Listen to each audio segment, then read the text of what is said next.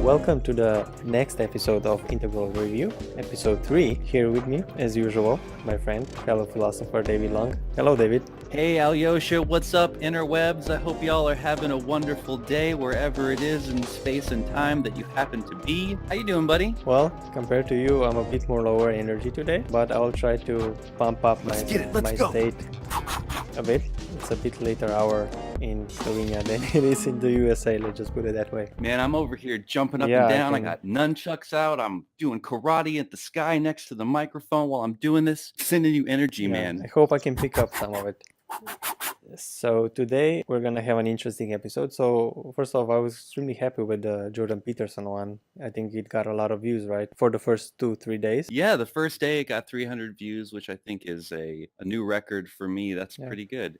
So I would like to thank everybody. Thank you for listening and watching and stuff. Yeah, thanks a lot for your feedback and your interactions and spending the time. Much appreciated. Make sure you subscribe and all that good stuff. Yeah, we're going to say that at the end as well. So as usual, just gonna keep saying spoiler warning that we're using integral distinctions, integral language, and David Long has his webpage where you can look at the intro tutorials about integral theory and what it is. Link in the description. Make sure you check that. I will definitely have a page there for you so that way you can understand what we're talking about. You know, we're using this color-coded language from Spiral Dynamics where we're talking about different stages of development. Blue is traditional or conventional stages. Red is the stage before that, impulsive, egoic. Modern is the stage after that. It's orange, and postmodern is green. Integral and higher is yellow and turquoise, or teal and turquoise, depending on what map we're talking about. But we'll have those maps all available for you, and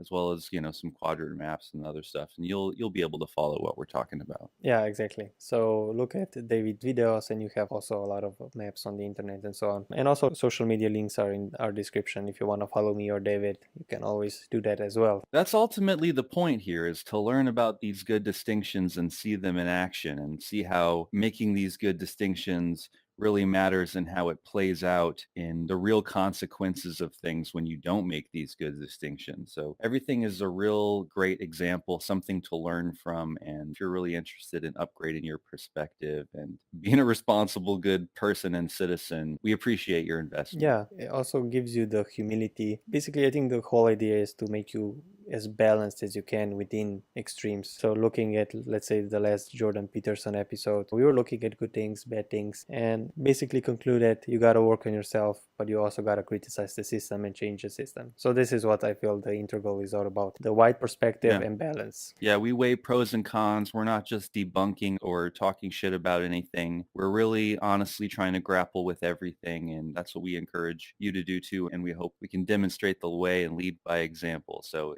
people, I think, who resonate with these kind of values and this kind of approach are definitely going to appreciate the way that we deal with these topics, and we're definitely glad that you're here. We know that with the way that things are today, the world is crazy, and our audience is really a unique, special group of people who care enough to be able to listen to some of this stuff, and we really appreciate you. Unlike the last two episodes, we're not actually reviewing quote-unquote a product like a movie or a book. We're going to have a little more generalized topic, but it is based on the Sam Harris Waking Up podcast when he had with Michael Pollan.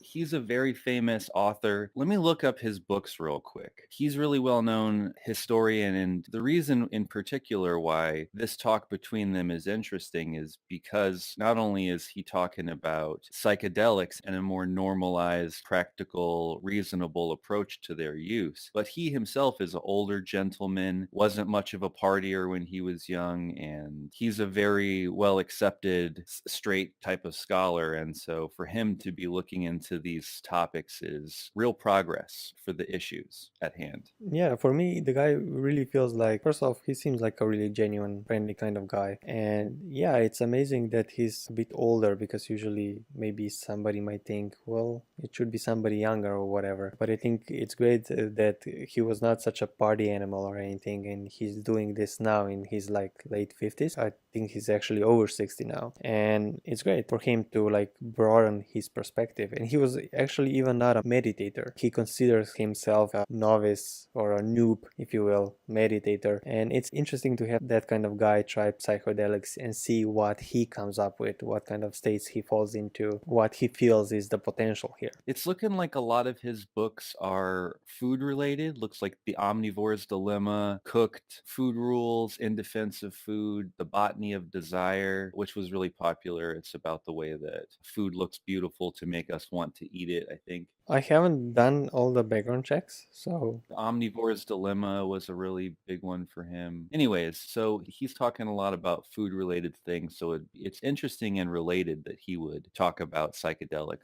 yeah, but I think he came there at the right time because human well-being and understanding of our neurology using all the modern methods of fMRI machines and EEG and so on. I think psychedelics and meditation and how they maybe complement or not, I think it's a good new direction for humanity to find out how can we increase well-being of each individual subject or person, if you will. So I think it's an extremely interesting topic that can save a lot of people's lives, especially that we know we have a lot of suicide rates among men, also women. More and more people are on Prozac, and I think that psychological department and psychotherapeutic department hasn't really made any huge leaps towards the right direction in terms of increasing well-being as fast as possible, especially to people who are more depressed. And based on what Pollan is saying, I feel like psychedelics have this huge potential to change that. And I think it's great that we dwell on that and talk about it a bit. Isn't it interesting too how psychedelics has these kinds of strange bedfellows type of relationship with different subjects that don't necessarily normally hang out together? Like it is kind of this middle point to some extent between religious traditions and psychology, meditation. Before we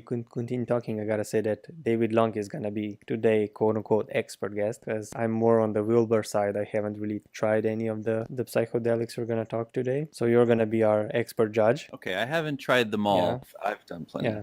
We'll talk more about Yeah. that. I have no doubts in your credibility as an expert, and What are you basing that on, man? Are you just like looking I at just me and have all that my feeling stuff and about being you. like, yeah, look Yeah. at you, this strange motherfucker. He is probably I mean, crazy. look at your paintings. That's all I need to see. Or your website. When you look Okay, at it, fair you enough. see, okay, this guy had some experience.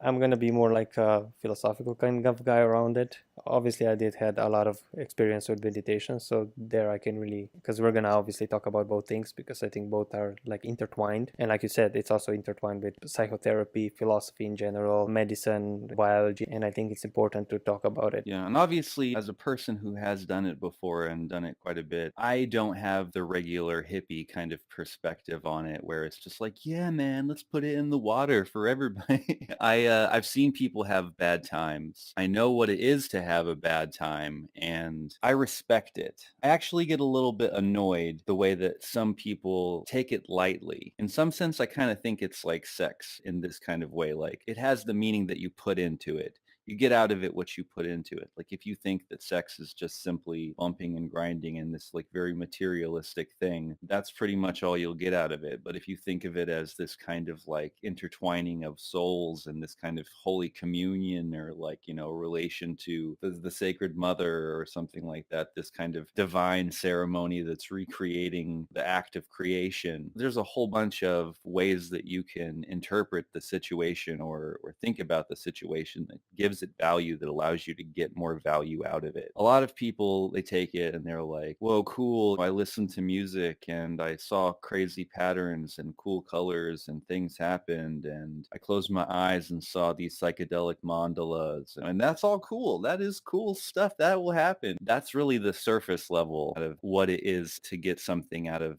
a psychedelic trip. And we can dig into what that is. Michael Pollan talks about some particular examples of that we'll probably get into, and maybe around that we can dig into it a little more. But my point was just that even though I have had these experiences, I respect the substances, and I also don't have this kind of like simplistic sort of hippie perspective on it. I think that it could be potentially dangerous. I think it's good for certain people at certain stages, towards certain ends in certain ways. Like it can be really good for existential issues and deconstruction and reframing seeing yourself can be like the best parts of religion and religious experiences. And it can really be powerful and transformative. But if you don't have a guide, if you're not in the right place at the right time, if you're not at the right stage of development, if you have particular traumatic issues and you don't have good psychological tools to be able to deal with stuff when it comes up, it could wreck your world a lot. It could wreck your world. We'll say that. Yeah, I think it's important. Sam was mentioning that you should definitely not give this like to a schizophrenic kind of person. Obviously, that can be a huge problem. And like you said, we gotta be extremely careful who should we distribute that, right? And maybe in the future, if this psychedelics pass by FDA and can become something common, I think we're gonna have to be careful. And now more and more research has been going on nowadays, and I think that more we know, further we can get with this. And I think it really has like a huge potential, and we'll see. Now, Poland actually said that ironically these things were tested in the 50s, but then he mentioned the moral panic in the 60s. I don't know exactly what he meant by that. Do you know what moral panic in the 60s? Well, It was yeah. like a hippie movement or some kind of a... Yeah, the hippie movement and the traditional backlash, like, oh my God, look, they're letting the devil in and all this kind of stuff, like the demonization of it without any kind of real understanding, this kind of reflexive backlash. Historically, that is the root of a lot of this war on drugs movement. It was a war on the counterculture, a war on the revolutionary talk of the kids, and a way to go arrest them. It's like, okay, a lot of these hippies and these black jazz singers and these other people are smoking weed. We'll make the weed illegal and then we'll go in there and shut it down and we'll arrest these people. And conventional people weren't doing those things. And so it was a way to be able to target the people that they wanted. And I assume they were probably afraid of its power in a way. They were looking at those hippies and so on, and them like dancing in the woods, being all high. There's a good documentary called the Pharmacratic Inquisition, which is about how psychedelics have been slowly more and more taken out of religions and replaced. For example, even the wine of the communion in a lot of places is replaced with like grape juice and crackers or Kool-Aid and crackers. If you trace back this water to wine kind of ritual, it goes back to Dionysus and these kind of drunken rituals where people would drink together. It's like totally different. The sense of actual communion and partaking of the body of Christ is very different when you dumb it down and make it this like pale, meaningless nothing that has no consequences. They actually stopped the research from 50s on after the moral panic, and we have like a 30 to 50 year gap basically. So a very little research was done because of the demonization of these psychedelics. Well, also there's Timothy Leary, Turn On, Tune In, and Drop Out. They were like really afraid, I think, that if a bunch of people took these kinds of drugs, that it would lead to the collapse of society. And to some extent, there's something right about that. It's very good for people who are at an existential stage of development. If you're at green or postmodernist stage, if you're not hung up on any kind of tradition and you're trying to deconstruct the status quo, oh, this works really well for that. And honestly, I think this is why a lot of people, idealism makes sense to them. You know, they've taken these drugs and they go, oh, reality doesn't even work the way that I thought that it worked. I get why they think that. But what they think is happening is that the drugs are opening up things to the way that they really are, as opposed to changing the way that you see. So you're basically trying to say that they're opening you to the truth. So basically ideology is blinding in a way. So let's say you're a religious person or whatever, and then it basically brings you to the truth of the nature of this moment, so to speak. It's good for the existential deconstruction. Mushrooms is like, you almost feel like you've been poisoned. You want to like take off your clothes and you're like, I'm an animal. You like, you like get in touch with, like you get in touch with like your animal nature and you're like, I'm this thing. Again, that's a type of revelation. It's a type of nature mysticism. You're like, I'm nature. I'm this crazy nature beast. Especially I'm a flesh monkey. Especially if you maybe suppressed those parts, because I think that, Western, like if Europe and raised religious, Christian, it's about being calm. We're not animals, all that kind of stuff. Yeah. Yeah. For some people to realize that you're an animal and that you're part of the earth, that's like the first breakthrough that you have to realize before you can even get to this higher self existential breakthrough where you deconstruct your ego completely and you realize that another totally valid and probably more true way of seeing reality is that you are the universe in flux, that I'm just a drop in this ocean of fluxing cells in relationship to each other. And to the extent that I realize that and act from that perspective, that's enlightenment. That's the next higher awakening to this higher level, this higher whole on. And that's where slowly the integration of this non-dual perspective that we're talking about, where you're able to hold both those higher and lower self, or the absolute and relative truth at once, where, yeah, I am God, I am the universe in flux, I am a manifestation of the ultimate, the absolute. I am that. But I'm also this little crazy flesh monkey in this society with this voice and these hands and all that kind of stuff. So it can really help to shake you out of your regular perspective in a really strong and profound kind of way. And that's the real power of it. Although having someone there who not just is experienced in taking these kinds of drugs, but who understands philosophy and can guide you in a healthy way. That's what's really missing from a lot of this stuff. Like, a lot of these people are these kinds of simplistic, green, postmodern hippies, like, oh, avoid the fear, man. It's all about love. I mean, even Pollan at one point says, he's just like, oh, it's all love. He's like, you catch yourself saying these kind of platitudes because that's the best way you have to be able to talk about it. There's this kind of language barrier. And that is where philosophy comes in, because philosophy gives you language to be able to talk about a lot of this kind of stuff. That's where religion and poetry come in too. But if you can't distinguish the fact that you're speaking poetically or symbolically, or be able to read that symbolism psychologically, you could become very confused and people become superstitious. And I definitely know a lot of people who are just like, dude, just take DMT and then you'll know that idealism is true and God is real, man. I'm like, okay, look, I will do this test. Okay, give me this DMT. I'll go and look at the thing that you want me to look at, and then I'll come back and I'll explain to you how that shit works, because it seems like you don't want to hear an explanation about what's going on with these things until someone has passed the DMT test or whatever. So are you trying like to say that it's better to be more philosophically educated? So if you go on those trips, when you come back, your You perspective have is some way gonna to be, yeah, interpret so it. the better you are at philosophy, basically, more nuanced and maybe even more rational interpretation could be. Let's say somebody's not so philosophically inclined. If he takes it, could he be more susceptible to wishful thinking? What's your opinion Right. on this? This is where Wilbur Combs matrix comes in. And this is why I'm saying that it's good for people who are at postmodern, post-conventional stages, because I'm hoping that that person actually has, to some extent, the orange sword, the rational discriminations that come online at orange, the rational stages, where they will be able to make some distinctions and be skeptical and cut through some of the bullshit. I mean, it's fine to be confused, because the shit is confusing. The nature of reality is not necessarily clear. It's confusing as fuck.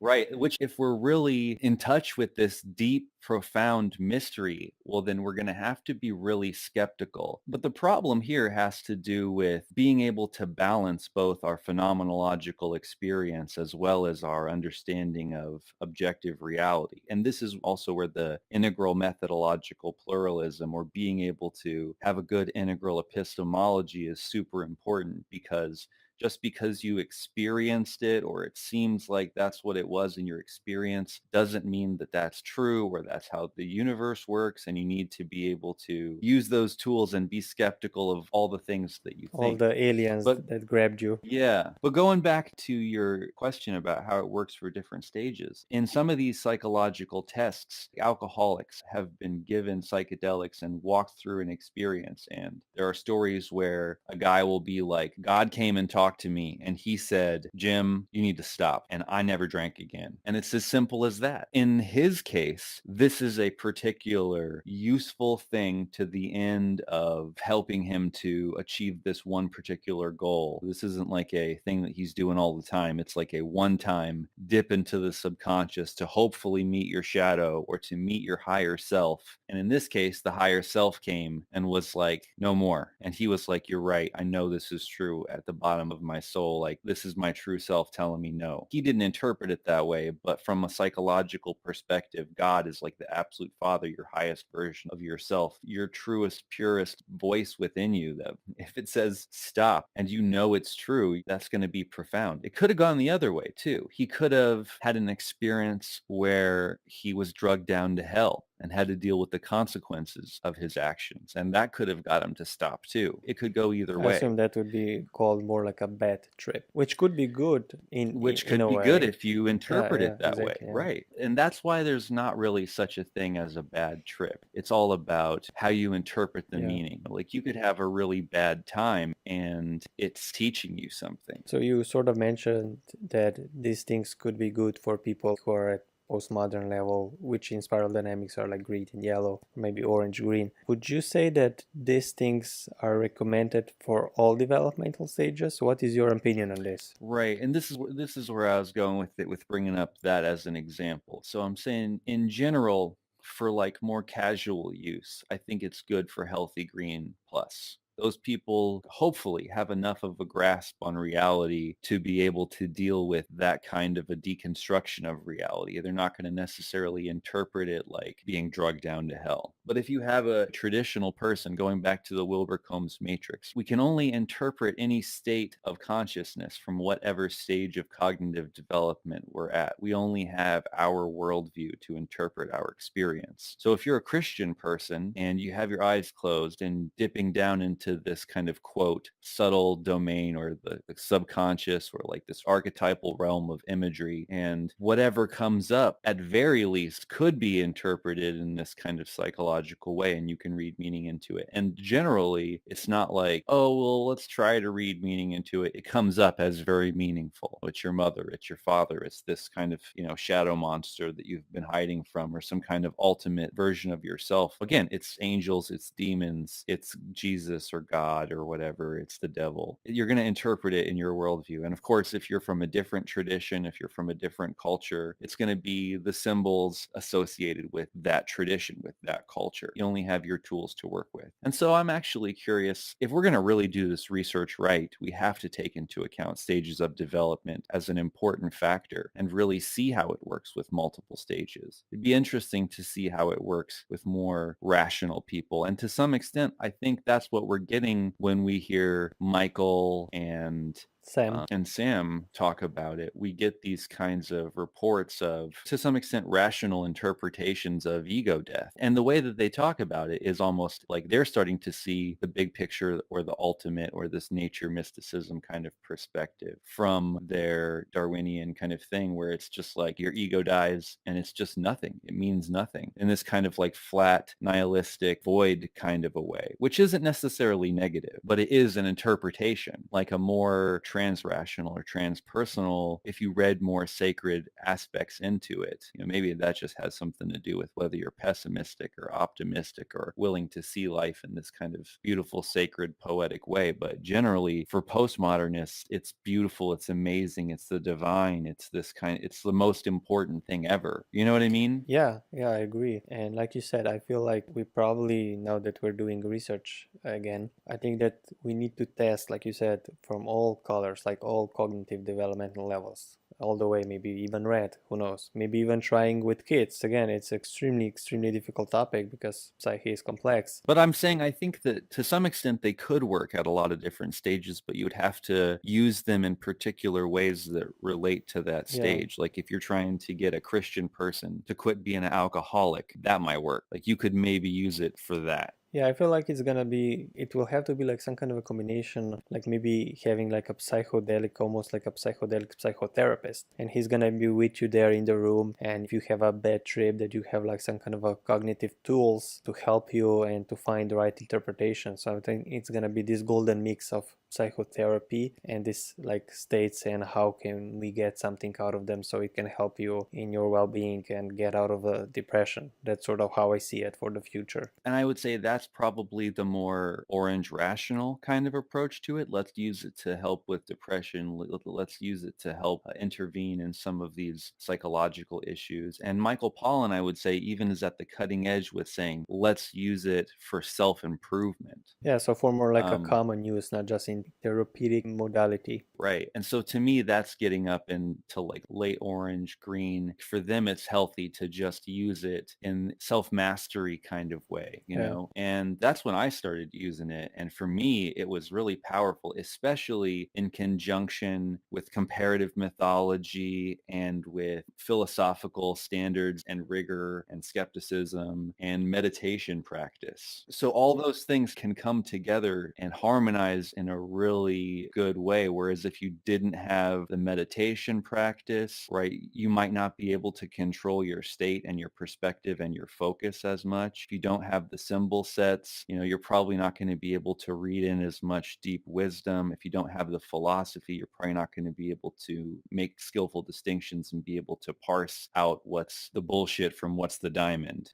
Yeah, I agree. And when we're talking about these psychedelics, I mean, we usually talk about NDMA, LSD, Psilocybin, yeah, yeah. and DMT. And there was like a research done. I think that's one thing Poland mentioned. When you had like an anxiety by cancer, so you had patients who had cancer and let's say are about to die, and the test was done on around 90 people, and they actually figured out that 80% the ones they gave them, like I think it was psilocybin, and when they gave them that, it lowered the anxiety for like 80%. And you're not gonna get that with any kind of antidepressant. And that is extremely, extremely good news. Obviously, we need more people, but I think that's an extremely good start in terms of helping people with depression and hiring up the well-being. What's your opinion on this? Yeah, that's a great use of it, is to help people who are terminal to be able to cope with death and stuff. All of these are really good examples of uses of it. What a lot of this is reminding me of is this video on YouTube that I saw some years ago called Bipolar or Waking Up. The way that he talks about it is, quote, spiritual emergencies, which is this kind of existential thing where you start to feel like, oh my God, the world is wrong. I'm wrong. Something's going wrong. You start to have this kind of internal crisis of meaning, a crisis of identity, and a lot of things start to break down. And so in this video, it talks about how that happens and what that looks like at particular stages of development in accordance with spiral dynamics, and how people at different stages of development try to deal with it, right? So it's talking about like at early stages of development, it manifests as schizophrenia. That's where you have this like identity disorder, and like the internal voice is just like all over the place. And there's this total disconnect from any kind of central locus of a self in there. No kind of ability to filter through some of that. And then at more conventional stages, the traditional and modern stages, it usually shows up as some form of bipolar disorder. And the problems are with the ways that modern and traditional people try to treat it. Traditional people will try to cast out the demons or think that you're some kind of prophet or something like that. It could go either way, depending on how they feel about it. And then modern people will just try to give you medicine and be like, here, go back to work. So there's not really any kind of dealing with the actual interiors or psychology or whatever. And he's saying that it's only when people have spiritual emergencies at these postmodern stages of development where people, quote, just be, and like someone can just be with you and sit with you. And then through like a therapeutic kind of relationship, you can slowly help a person work through some of this kind of stuff. I would say obviously with teaching tools and stuff. In terms of that particular video, I think that the person who made it was kind of conflating integral and green stages a little bit. But the general idea about how, quote, spiritual emergencies happen at different stages and how culture deals with it, I think a lot of that stuff is spot on. And I think it applies pretty well with the use of psychedelics. They're very similar. You can kind of see how traditional people might read it traditionally, how if you give it to people who aren't mature enough cognitively yet, they could go schizophrenic or bipolar off of it. It could really fuck up their inner workings and their psychology. How modern people want to use it in very practical ways, and how at higher stages of development, development, it can actually not just be like breakdown, but like this real breakthrough into existential awakening and some of the most important experiences that a person feels like they've had in their life. Yeah, and I think, like you said, we need to be extremely careful around who to give these things. And like you said, Right. it could be dangerous.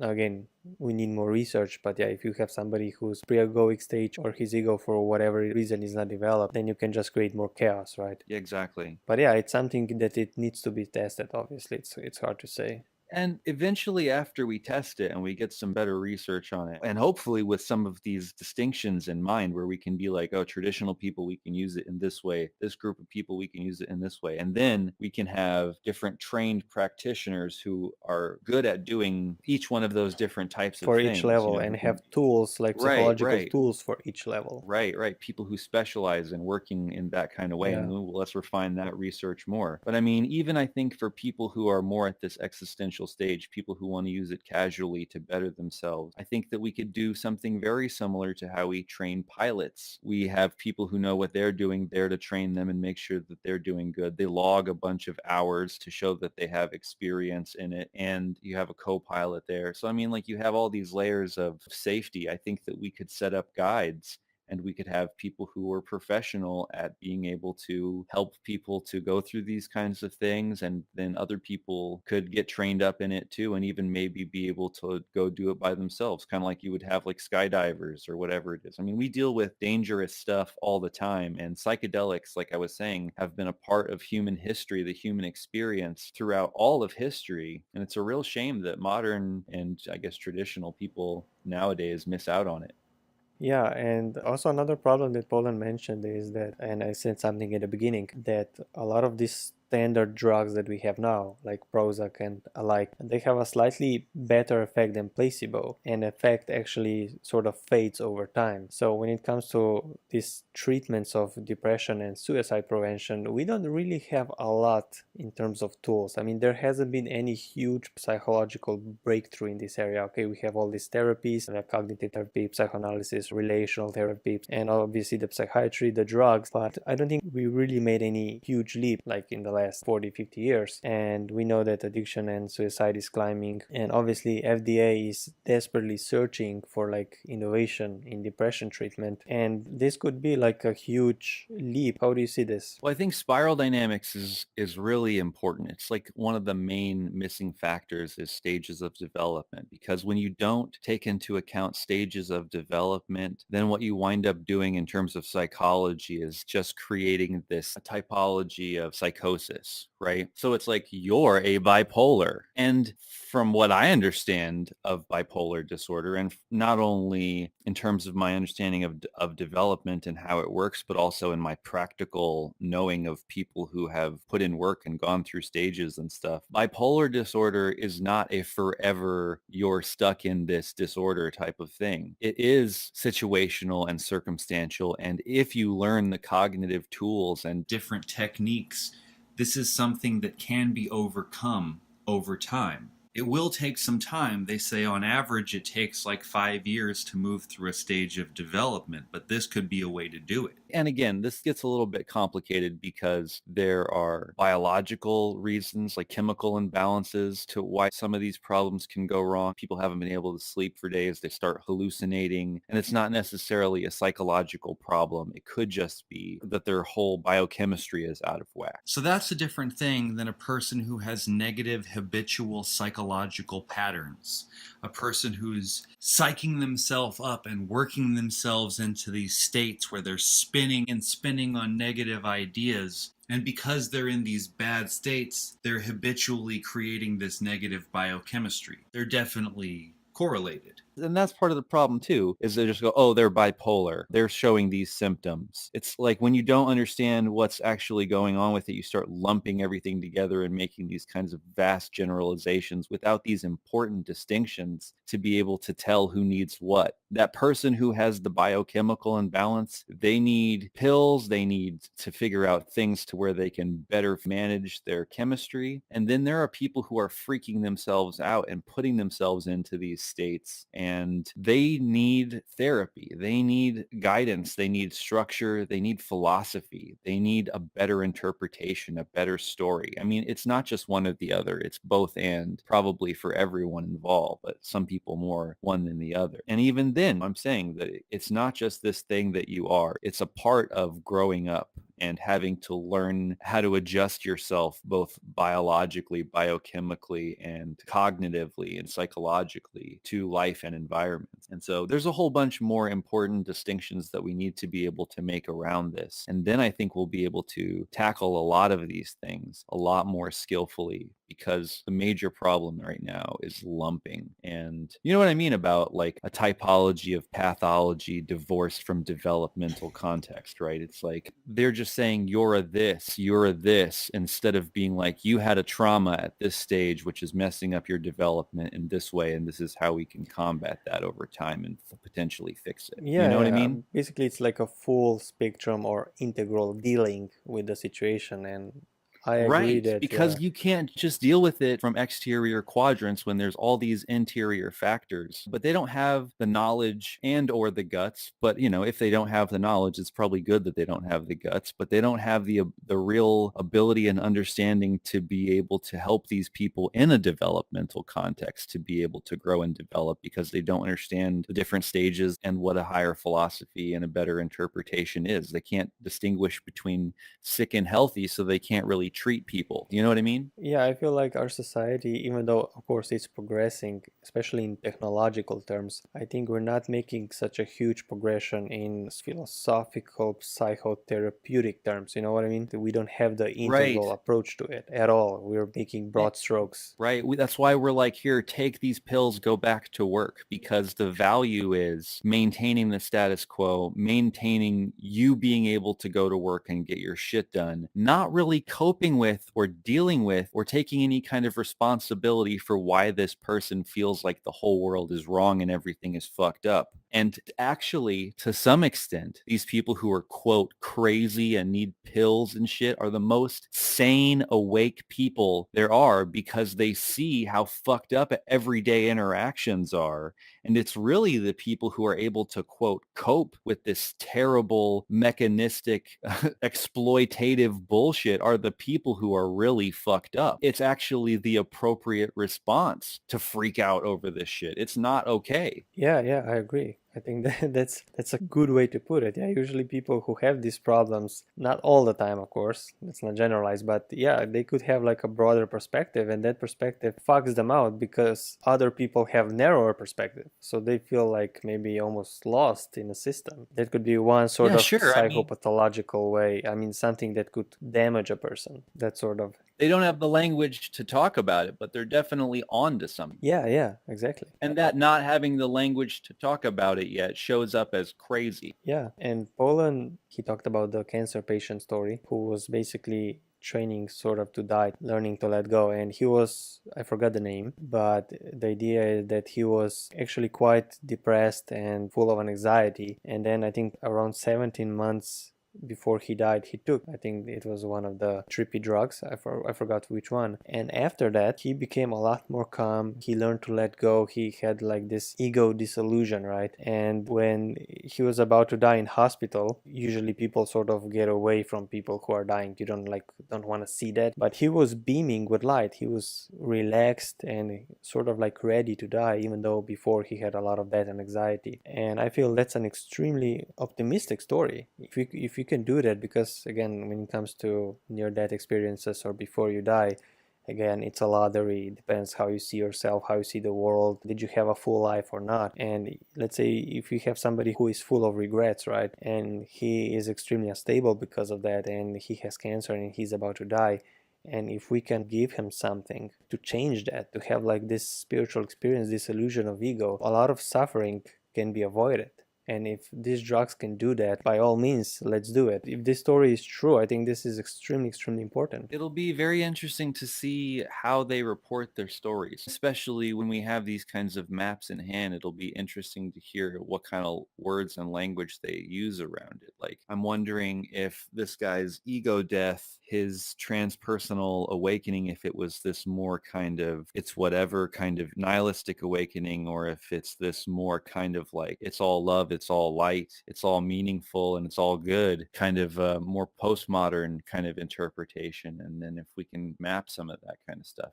And it'd be also interesting to see if the more nihilistic one can also go negative, to see if maybe we would want to be careful about that. Maybe we could analyze people a little bit further, what their philosophy is on life ahead of time. Because maybe that guy was just depressed because he was dying, but there was actually a part of himself that was really mature in this way kind of already, and he just hadn't quite dealt with it. But maybe there's like another dude who's like a grumpy old bastard. Yeah. And it's like, you're going to give him this trip, but no matter what, he's not going to come out on the other side feeling good about it. It's an extremely difficult subject in terms of psyche and one's subjective experience. And I agree, I think maybe have like some kind of a venting system where we check how one sees himself and so on. And maybe that can even help us to see what he's gonna think before he even takes the drug. So maybe you have like almost like a spiral dynamics sort of test, if you will. And if we have like a large scale research, maybe in the future, let's say our fMRI machines are working better and so on, we might be able to pinpoint somewhat on some kind of a macro level what one's experience might be based on what we find out about him beforehand. But again, that needs an extremely large amount of research and a lot of people. But I think that's all the future of medicine. Yeah, I think so. Once we start to break things off in these particular subcategories, like once you know that, okay, we're working with this kind of patient, we're working with a traditional person trying to help them recover from alcohol. That's a subgenre. And then within that subgenre, we can tell when things go right and when they go wrong, and we can start to figure out what the patterns around that are. And that's going to happen in every subgenre. And that's kind of what we're talking about here, is like, okay, well, you're talking about these people who are going to die. Like, well, what are the possible variations? And then how can we account for those variations ahead of time and know if this is going to be worthwhile or not? And of course, we're going to, hopefully, if we really honestly do a good job with this, we'll be figuring a lot of that stuff out. I think this can really open a door to a whole new sort of perspective on humanity. I don't know how should I say it, but again, I think that because all this research was stuck for like 30 years or so, I think that once we sort of open the floodgates and putting in integral perspective, like what we're trying to do here, yeah, I think, like you said, we can have a lot more precise ways of dealing with each person and the subgenre of what he's addicted to or whatever he has. Again, I'm more or less extremely optimistic in terms of what we got so far. And again, we're going to see what the future brings when we have a larger scale research, of course. On the other side of this, I can also see us maybe developing better distinctions around some of these ideas, like what is the collective unconscious? Like, what is that? Is that place like an actual place? I don't think it is, by the way. It's like a Rolodex that you build in your mind over time. There's your personal unconscious archetypes of mother, and like, you've eaten a banana, then you learn about green bananas, and you learn about brown bananas, and you put all this in the file under banana in your mind, and it's in there. There's just like this whole Rolodex of different archetypes and their possible variations that you've seen over time. Tibetan Buddhism, they talk about this Bardo realm, and they think it's like this is the realm before you die, right? Something like that? Right. So like the Tibetan Book of the Dead is all about navigating the Bardo realm. I actually read the book, the Slovenian translation, yeah. I remember now. It was like 10 years ago, but I remember it was like explaining just follow the light, just don't be afraid, something like that. And it explained all these things, creatures, and all these realms you're gonna meet before you die. Interesting book. Yeah, it's almost like devolving back through chakra stages exactly, or whatever to return to the source. And you have to like kind of eat back all the archetypes before you get to the ultimate source. Metaphorically, it's cool poetry, it's a great idea, but literally it's fucking nonsense. Well, if you're gonna die and then when you're gonna see that it's actually happening, you're gonna be, oh fuck, I was wrong. And even still, even if that is something that happens to you in your subconscious experience as you die or whatever, I mean, I guess that's fine, but I don't think it's a real realm out there. But anyways, like that's some of the kind of questions that might be coming up. Like I was saying earlier, what do psychedelics tell us about reality? Are they revealing that reality is this kind of mushy gushy thing that's made by consciousness, or are they revealing the way our perspective can be altered in different ways and how that can change the way we see reality? Yeah, are these things gonna reveal more about how reality really is, or is it gonna be revealing more about what our psyche really is? I think that's a Yeah. good question. Yeah, I'm just hoping that maybe if these ideas come more into the popular zeitgeist and more reasonable people and skeptics will have more conversations about the truth around those claims. There's so many topics and ideas out there that most normal people don't consider serious or want to talk about. And a lot of them for good reason, but then there's a lot of things out there that really do hold value that people just quickly dismiss, and it's problematic for sure. Yeah, I think we're gonna need like a better job to try to discern what is real or what's not. If somebody says like I've been taken by aliens, well, there's a huge reason not to believe that. But if somebody says something else that might make more sense, maybe we should take it more seriously. I think it's Yeah. gonna be interesting to see what all these states will bring once we have like a larger scale research. Now I wanna maybe focus a bit on the difference. Again, I do meditate. I didn't take psychedelics. You obviously did both. So I'm gonna give you the Sam Harris interpretation, how he sees the difference, and then I want you to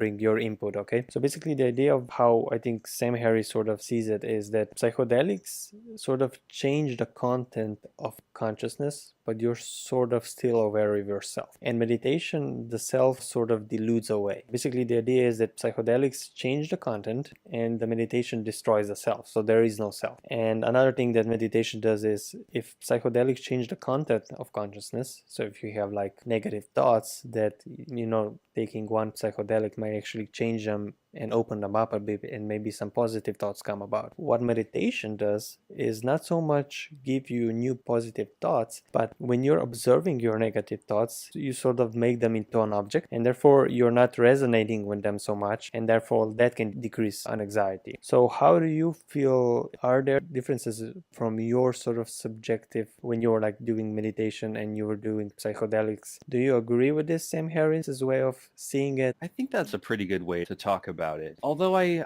don't know, I feel like there's something more and they kind of relate to each other too, But that saying states are free and stages are earned, that does apply to what he's talking about there. Like you only get the content that you get. And I think that's why this distinction of like you have to be post-conventional or higher to really get any of this existential value out of it. And that's because that's the value at that stage. It's not because the substance has it in it. Even when a guy sees God or whatever, the alcoholic, and God tells him to stop, that's within his worldview. That's not some new higher thing. What it does, I think, is psychedelics make everything extreme. It amplifies. Like almost like extremely important, extremely meaningful. And maybe to some extent, that's why I feel like it matters how you treat it. Maybe that's a projected meaning like, oh my God, this is an important time. If you think about it, like what you're doing in a trip is you're setting aside a time when you think, okay, I'm going to have a spiritual experience. This shit is going to be amazing and important versus the more materialistic kind of thing where it's like, well, this is going to change my perspective and teach me some stuff about myself. So the frame in which it is matters. And generally in psychedelic circles, people who are experienced and good guides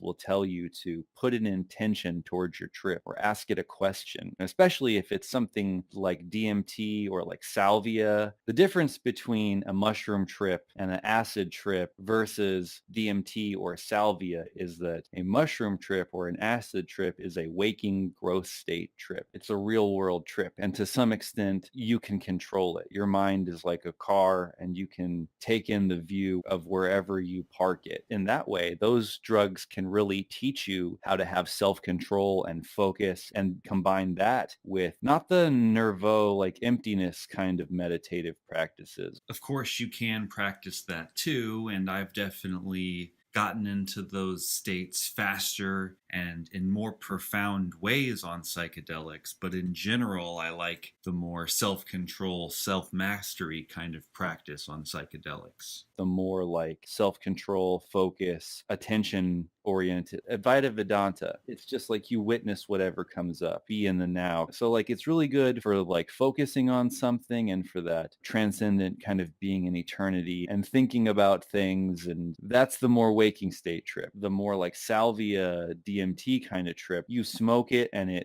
especially at higher doses, like at smaller doses of salvia, it feels like you'd be like sitting on the chair and you can feel the world moving or something like that, where you feel like the world's spinning. It just feels like everything is moving. It's like crazy. But at the higher doses, like 60 and 80x, it's like getting hit with an acid bat. It like knocks you out of your waking state into your subconscious, and then you get this like dream kind of trip. Where I was going with that is that in those kinds of trips especially, it's really important to put an intention to it or to ask it a question or something like that, because it's really, really, really hard to maintain your focus or like any kind of will or intention in such a dream state. It's not something you can control. Yeah. So the intention you put around it, the frame in which you hold it really matters, and it has a lot to do with what you get out of it. And so I'm saying I do think that there's a contextual part to it, but definitely there's a meditation and control aspect of it too. Like especially if it's a waking state trip, not only can it help you to make your trip better and for you to get more out of your trip and to get to be able to focus in positive and useful directions, but also it can make you better at meditation. Like a lot of people say that they really, really struggle to get into that emptiness, nirvana kind of place. But that metaphor of you can hike up the hill and get to the top and see the sunset, or you can drive a Jeep up to the top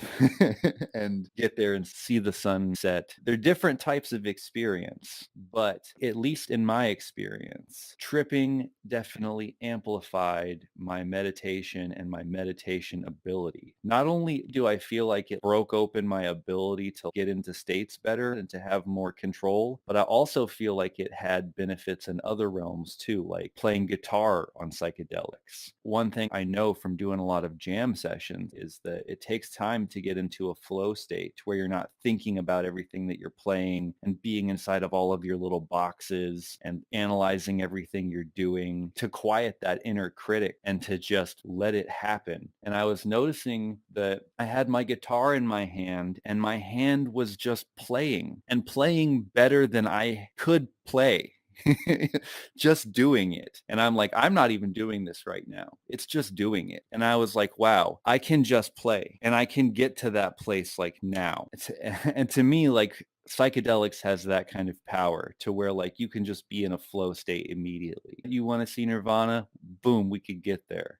You want to think about the meaning of this and this? Boom, those doors just get kicked open. I don't know, that at least that's how it feels in my experience. It immediately took where you wanted to go, which doesn't mean that I got extra knowledge somehow, but like it accessed things that I already knew and put them together in ways that made them profound to me. And that goes back to this idea of you can only interpret things from the stage that you're at. I think that's true. But like, you know how mystics will always be like, look, it's one thing to say that you know these things intellectually, but have you really experienced them? There's something right about that too. And when you have a psychedelic trip and you have ideas that are true about enlightenment or whatever, you might not just know about it, but in contemplating it, it might become a realization to you.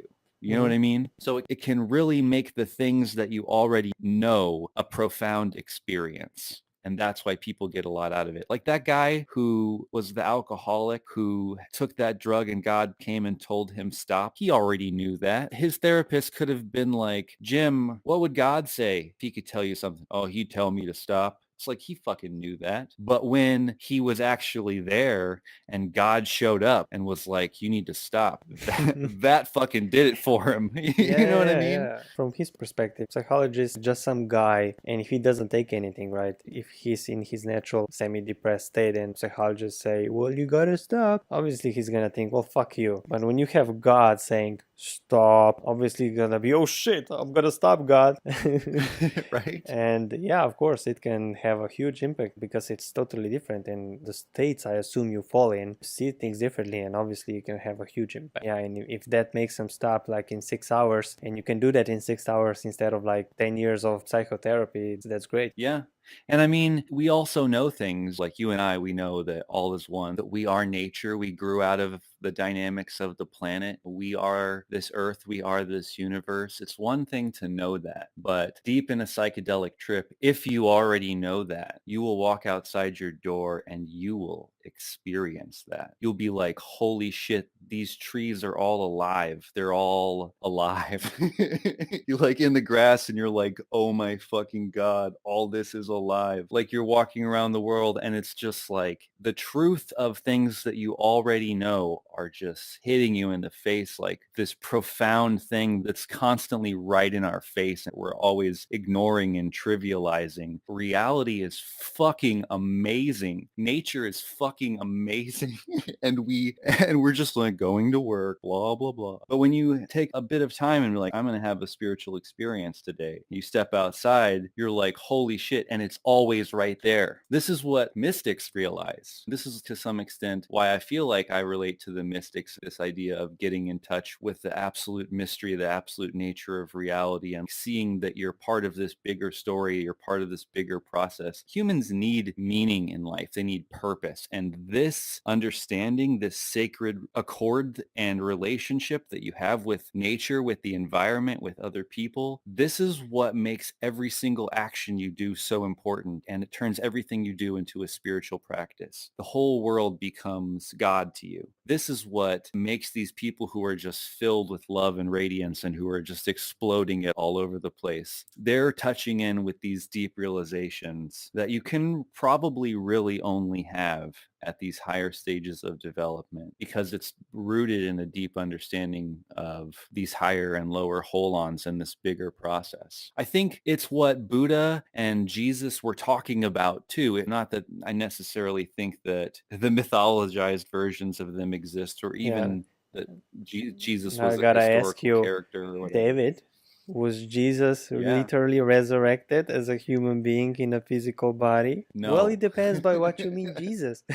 No, I don't even think that there was a historical Jesus. And it's not because I'm mad at Christianity or whatever. It's because I've studied my history. I know the history of early Christianity and other religions from around that time. And I understand those symbols in a bigger Yeah, I feel context, like not you just... appreciate him more than Sam Harris. I think that's one of the differences between you and Harris. I think Harris is just like basically throwing them away, and I think you have more appreciation for them, even though you, just like you're saying, unlike Peterson, who says, I don't know, maybe he woke up after 3 days or whatever. You have this metaphorical understanding. Well, and when you know the metaphorical understanding and you see astrotheology, there is some far-sighted mishmashing in there, which is the opposite of this kind of nearsighted wanting to reduce all religions to just your one tradition. The opposite problem is trying to say that all religions are the same or that the same pattern happens everywhere. I mean, there's, of course, variations on the theme, and there are universal archetypes and universal themes and stuff like that. But just because two things look the same doesn't mean that it's exactly the same. This is where like some of that pre-trans distinction comes in because it does get complicated. But yeah, I mean, I think that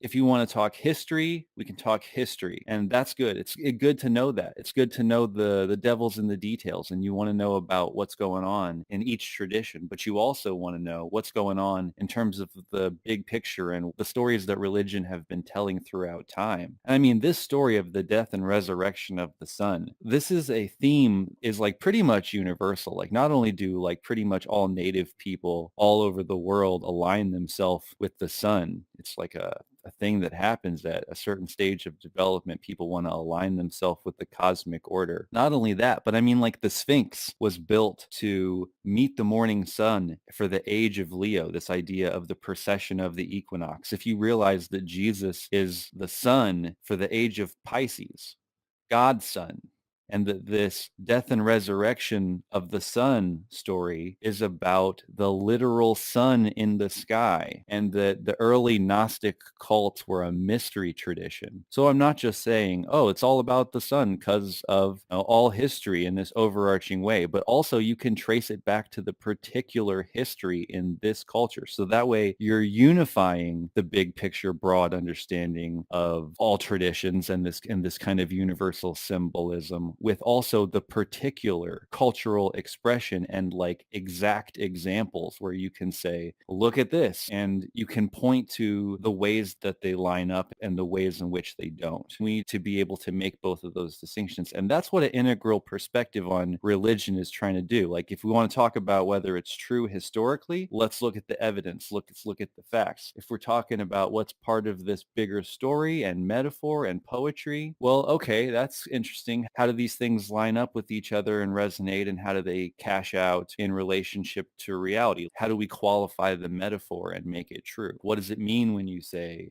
this going and return to the garden, or whatever the symbol is? Like, what do you mean by that in the context in which you meant it? Oh, well, if you want to understand if what a person is saying is true, you have to understand what they meant by that. So it's not just like, oh, they said the word God and they're Einstein or whatever, that must mean that they're a Christian. It's like, no, what do you mean Einstein when you say that? He's just like, oh, I'm just poetically talking about the universe as divine.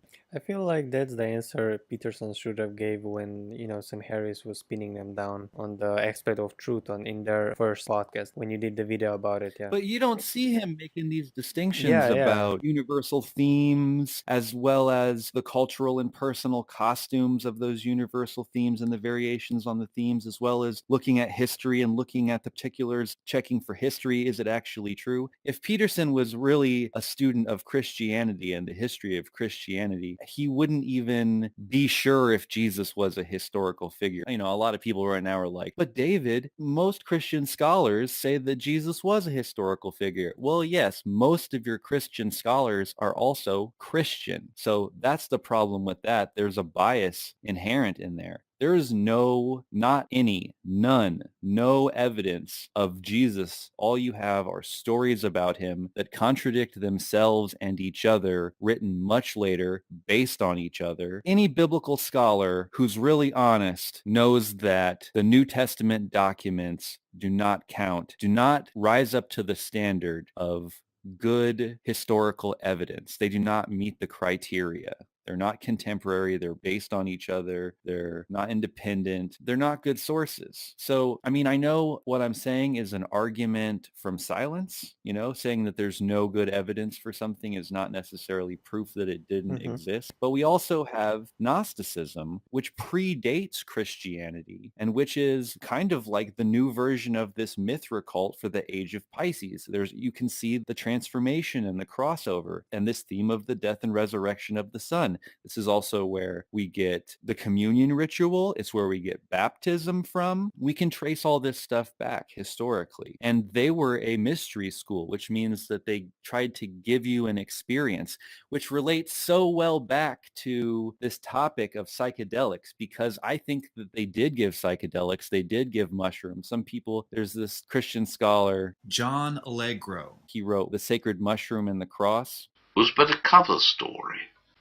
From that highly improbable account of a gentle rabbi, friend of little children, Roman tax collectors, and ladies with gynecological problems, could be distilled by skilled interpreters, well versed in the art of rabbinic exegesis, as well as the abracadabra of Gnostic mysticism, secret passwords and sayings, the formulae for medicaments and hallucinatory drugs, the therapia in practice and prescription, which had earned them their reputation and name of Asaya Essenes, physicians. The mushroom, the sacred mushroom. The flesh of the gods, The sacred mushroom and the cross, the truth about Santa Claus. Ancient Sumerian gods worship my penis. I'm the mushroom Jesus, I'm the Fibonacci sequence. I am DNA wrapped in the double helix. I am the phoenix, born of its ashes. I am the fetus, born of a virgin. The sacred mushroom and the cross, the truth about Santa Claus. Ancient Sumerian gods worship my penis. I'm the mushroom Jesus. The mushroom, the sacred mushroom. Turn water to wine with my urine. I'm the serpent in the Garden of Eden. I'm the apple that Eve gave Adam. The nucleus of an atom, the body and blood of the new and the everlasting. Abracadabra, I cast spells and incantations, secret passwords and secret sayings. The Essenes, the lost scrolls of the Dead Sea, the pine tree, the sacred mushroom and the cross, the truth about Santa Claus. Ancient Sumerian gods worship my penis. I'm the mushroom Jesus. The mushroom, the sacred mushroom. Holy shit. This is why cows are sacred, the Magi and the Star of David. As above, so below. On earth, this is in heaven. The death and the resurrection, the crucifixion. Are you Christian? Were you baptized in semen? Do you have a symbiotic relationship with mycelium? The tree in the Garden of Eden, the animatum scaria. The sacred mushroom and the cross, the truth about Santa Claus. Ancient Sumerian gods worship my penis. I'm the mushroom Jesus. Are you really seriously suggesting that Jesus Christ was a mushroom? Put pretty blankly, yes.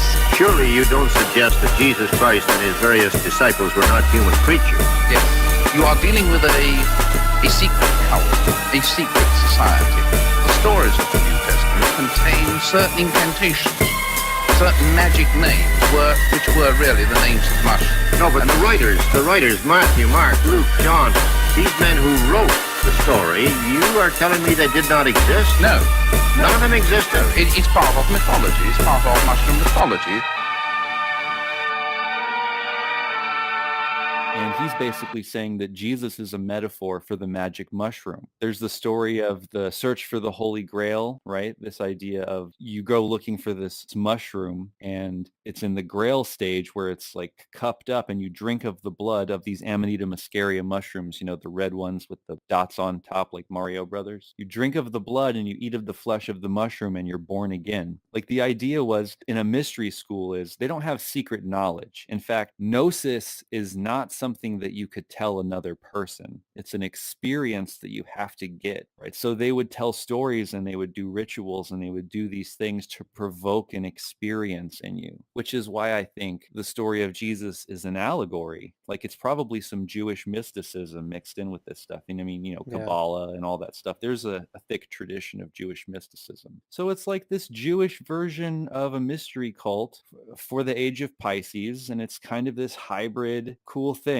And they had the opposite of dogma. They had this gnosis where you couldn't speak about it. It was beyond words. And so I think it's very much like these psychedelic experiences. I can try to tell you what it's like to be able to transcend your ego or to realize you're one with the absolute or one with nature or something like that. But until you've done it, until you've really experienced it, the words are not it, which is where these mystics are right. It's not just enlightenment to know rationally, but you have to really realize it. And once you've really, I think, realized it in a profound awakening, embodied way like this, it can be easier to touch back in with it and continue to realize it as a mystic, as a spiritual practice over time.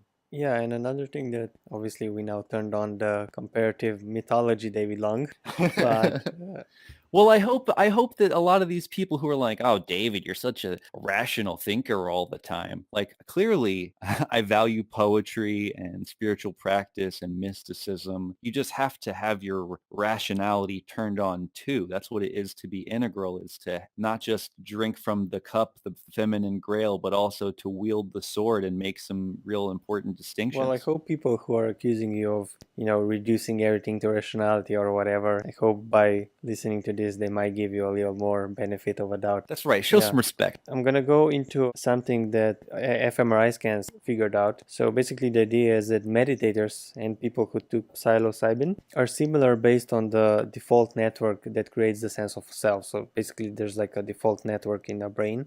I don't know exactly where it is, I'm not a neurologist. And basically the idea is that every fMRI study where subjects had to do a task, their sense of self or default network was not so active and flow state was more active. So basically the idea is when you're not putting your attention on yourself, and this is not necessarily something that is always just achievable by meditation, but just through everyday life. And it's extremely subtle, so people who don't meditate might not even know what we're talking about right now. So I'll see how you resonate with it. But the idea is that through the day, like when you wake up and so on, there are like different variations of how much you feel you know that you're alive. So for instance, if I play basketball, there's no me playing basketball, just me doing things that I'm supposed to do. And it's almost like something is taking over. Or maybe when you're painting, it's not like me, David Long, is painting right now. So there's like this dissolution of sense of self that actually is happening to all of us, even if we're not on psychedelic or meditation. Obviously, it takes, I think, meditation, or at least some basic meditation exercise, to really see the subtleties, to really feel that. And again, maybe you might need to be in post-conventional stage to realize those things, I'm not sure. But how do you see this idea of, when you wake up, how much there is of a David and how much there is not? You know what I mean? I totally know what you mean. Yeah, it's like when I was talking about earlier, when I was saying that the guitar was just playing itself, and I was like, look, I'm really not even doing that. It was just like muscle memory. It reminds me of this book called The Book of Five Rings by Miyamoto Musashi. And each one of these rings is like elemental, and there's like a little philosophical lesson that goes with each one of them. But the last ring is the void, right? So it's like, this is where sword becomes no sword. And at that point, it's not like it cuts, it's where I cut. So it's this kind of being past just the object of the sword to where the sword just becomes an extension of your body, and it's not even like you have to think about it anymore. You don't think about cutting. You don't think about punching. Once you've trained your body as an instrument in some kind of way to play guitar, to do martial arts, or to wield a sword, at a certain point, your body is just trained to do it. And it's not even like you have to think about it. It's just that you become it.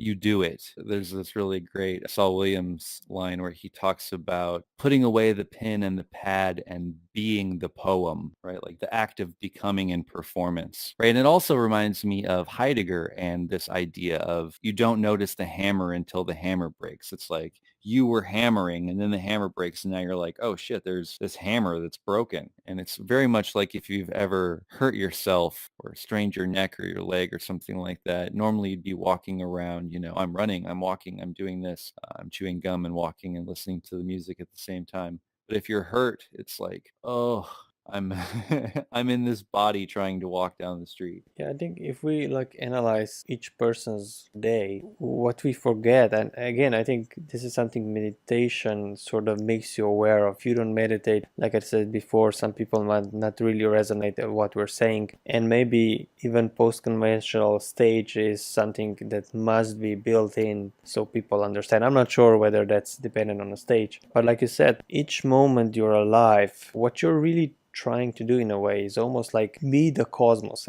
or not really feeling that you're somebody, because each moment that you're doing something, you don't think about the fact that you exist in a way. So there is actually no you usually when you're doing something. And then it's something that Sam Harris said, when people are depressed, their sense of them is more amplified and they cannot get past that. So when they are trying to do something, they still are feeling I'm doing that. The I is still there. And I think that's a very interesting sort of, again, it's extremely subtle. And I don't know how much people can feel. I'm sure people will comment and say, what's their experience? But how do you see what I'm saying? Does it make sense? Or Yes.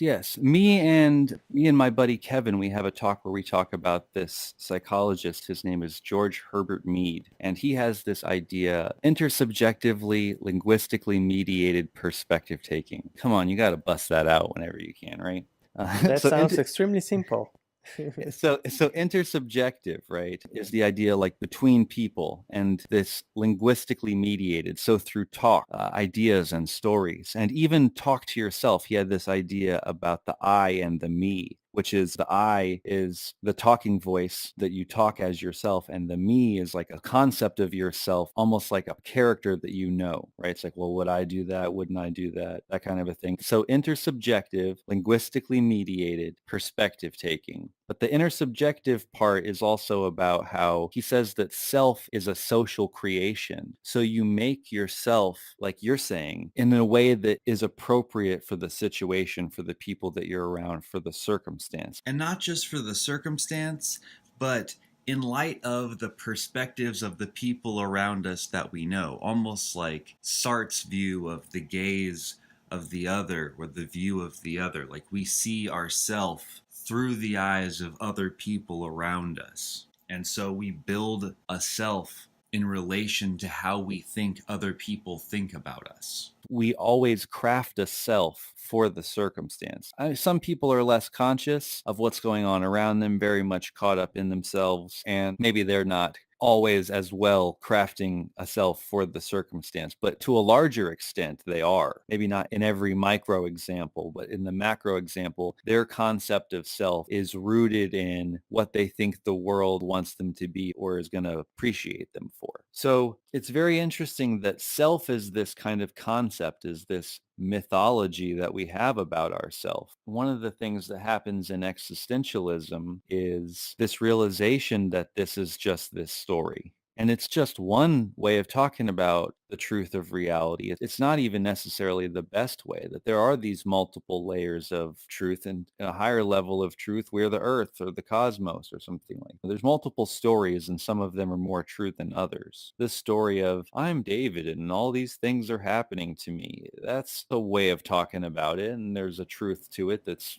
real enough. That's true enough, exactly. Yeah. If you think about it in terms of a story, it really is a narrative from a time before we had microscopes and telescopes, before we really understood this holonic nature. You know, we really couldn't see the forest from the trees, which is why we had this concept of an individual, because we didn't really see the big picture. Yeah, exactly. We never see the forest. And definitely some psychedelics will blow open a big picture to you and get you in touch with this big picture that you might already know about, but maybe haven't really thought about enough in detail. I really like the way that he says that the opposite of spiritual is not materialist. He says the opposite of spiritual is egoism. And that's a really great distinction, because so many people who consider themselves to be spiritual are basing everything on their own personal experience, and also this spiritual materialism of like manifesting things for my ego. Right? Yeah. I think that's a pretty good distinction. And I mean, even if we're talking about not just a transpersonal perspective for yourself, but also this kind of enlightenment, unity with the bigger perspective, that is also related to this death to the self. And it simultaneously kills your ego, but also there's usually an identifying with the bigger picture. And that's what this, oh my God, I love everything is coming from. It's all love. It's deeply touching this experience of absolute unity and complete embrace of everything. Yeah, well, exactly. So something Simon Pollan said, what psychedelics or meditation sort of gives you is this amplified perception, because the way we defaultly work throughout the day is we have our little jobs, like you said, and going through the motion, right? But when we are so invested in those everyday things, we forget what a miracle it is just to have a hand and to move that hand. And we take it for granted, right? Most of the things in our life, especially if you're like a very, let's say some worker in Tokyo, right? He's basically a robot. And he goes through the day not really appreciating, and obviously it's not his fault, it's a system and the job and so on. But what people forget is to appreciate how lucky we are that we have hands, and what a fucking complex thing this is. Obviously it seems something like, oh, it's just my hand, what the fuck are you talking about? Right. But it's a lot more. I mean, first of all, just the fact that everything is happening, that there is something instead of nothing, that's like already, holy shit, how is that even possible, right? Right. But just looking, for instance, everybody who's listening to the review, just look at your hands. And, they might seem simple, but do you know how many things are fucking going on that you have no idea? And I think what meditation and psychedelics, and it could be also some other things, not necessarily just those two, sort of like brings you or makes you practice this gratitude for this moment of being that exists. Right, which I really like that you said that, because drug users are often made fun of, like, whoa, my hand, man. But actually realizing your hand like that, it is like you're saying, it's realizing what you've been taking for granted and being really like in awe of life and amazed by that. And awe is the hallmark of the religious experience. Joseph Campbell also said your ultimate name, image, and concept of God is your ultimate boundary from God, and it can be a religious experience to break beyond that. I think a lot of people who are even transcending their religion, who are having this kind of death to faith, kind of atheistic awakening, to some extent, that's a type of breakthrough in itself. That's a type of awakening. It's like very similar to what I was talking about before, where you're like, you could trip at that stage and be like, holy shit, I'm an animal. That's what I'm talking about. Like that person, when they're having like that losing their faith awakening to materialism and stuff, it can definitely be like, oh, fuck, I can't believe that I'm actually an animal. It's a re-understanding of the process and being like, oh my God, evolution is true. What does that mean about me? Yeah, I'm not just a pawn in someone else's plan or whatever. Obviously, Sam and Pollan didn't really touch that, but psychedelics might not just be used for making you feel better each moment or just trying to help a stressed or depressed person. It can also be used as a tool to go to a next stage. So you're going through the basic three fulcrums, like say you're basically arguing, let's say somebody who's at blue and his center of gravity is like sort of ready to move, and maybe that psychedelic kind of state can make that final push, you know what I mean? Yep, it can be a very good transformative tool. I think it was for me. Like, honestly, I discovered Joseph Campbell on psychedelics. I was in a very much like religion is the worst thing that ever happened to reality kind of a place, very angry. And my friend Kevin, his mom gave me Power of Myth, and I just had it playing in the background when I was tripping. And then I finally sat down and like started smoking a bowl to calm down a little bit, and I started listening to what this man was saying, and I was like, holy shit, I don't have to throw this shit away. There is actually important value in it. And actually, now that I'm thinking about it, a lot of these dots are coming together and the shit is starting to sing to me in ways that was never, ever really relevant to me before. And now I'm actually starting to see, holy shit, there is a lot of value in this. Tell me more. And then he was telling me about other traditions and how they related to each other and the different variations and the different lessons behind it, and that it's all coming out of human psychology in this sort of interesting symbolic way where you can psychoanalyze myths in the same way you would psychoanalyze dreams. Like Carl Jung says, dreams are private myths and myths are public dreams. When you really start getting into the symbolism, it's just like very amazing. And when you're tripping and you're in touch with this kind of symbolism, the whole world starts to become symbolic to you because it works both ways. These archetypes, they are based on the world, but also when you know things about poetry and mythology and archetypes, you can see those archetypes almost literally manifest in the world. Joseph Campbell talks about all of life is a poem, all of life is a stage, all of life is this art piece that we're creating together consciously or unconsciously. People don't just have ideas, ideas have them and they act them out. To some extent, this idea of the noosphere and the war of ideas, what the selfish meme, that shit actually might be more true than any kind of ideas that we're like conscious, rational beings that are, no. I myself am a philosopher. Now, am I saying that a sizable minority of the world's population has had their brain hijacked by parasitic ideas? Oh, it's worse than that. Most people have. They're infectious. Memes. Memes are like viruses. It's ideas that hijack our brains. Hosts work hard to spread these ideas to others. The idea of replicating ideas that replicate by passing from brain to brain.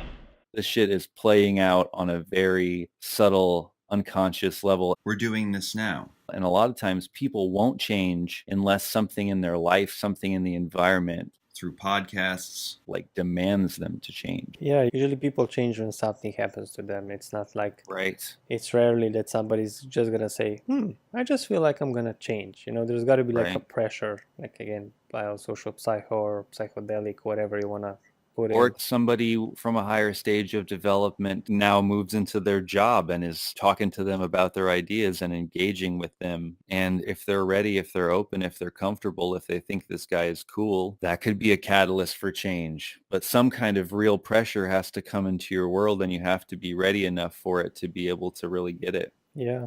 Before we continue, there's one thing, obviously here in integral review and in general integral philosophy and so on, we are like quote unquote experts on naming everything and trying to pinpoint everything. But one important thing to remember is that even though we have this larger meta-systemic understanding of reality, the paradigm, the levels, line states, the types, and so on, on some level, like you said in one of your videos, I think it was semantic compatibilism. And I think that's important is these are just words that we create and these are meanings. But these words are not the object in themselves, right? When I said before, I'm looking at my hand, that's something St. Harris also pointed out well. I have no idea what this shit really is. Okay, I call it hand, right? But I have no fucking clue. You know what I mean? Yeah, that's what it's all poetry stuff is about. That's what semantic compatibilism is about, is to be like, all these different symbol sets, all these ways of talking about stuff are all valid to an extent. Some are more accurate than others. Some are better at talking about certain things. They are true enough.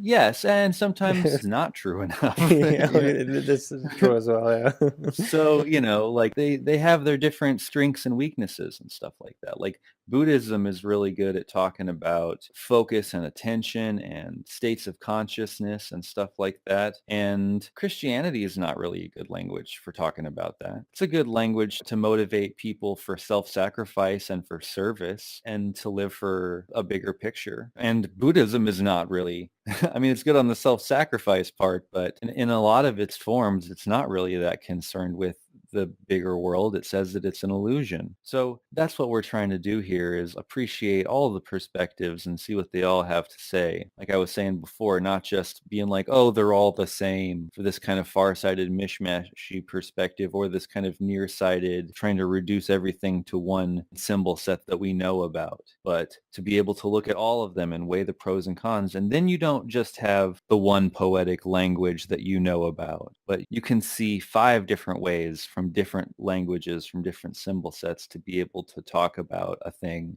And each one of those ways of talking about it can hide and reveal different aspects of the truth about that thing. And so then when you understand this particular thing from a meta perspective, having transcended and included all the perspectives, or at least multiple perspectives, then you can see what the overarching and universal themes are, as well as what the particular distinctions are.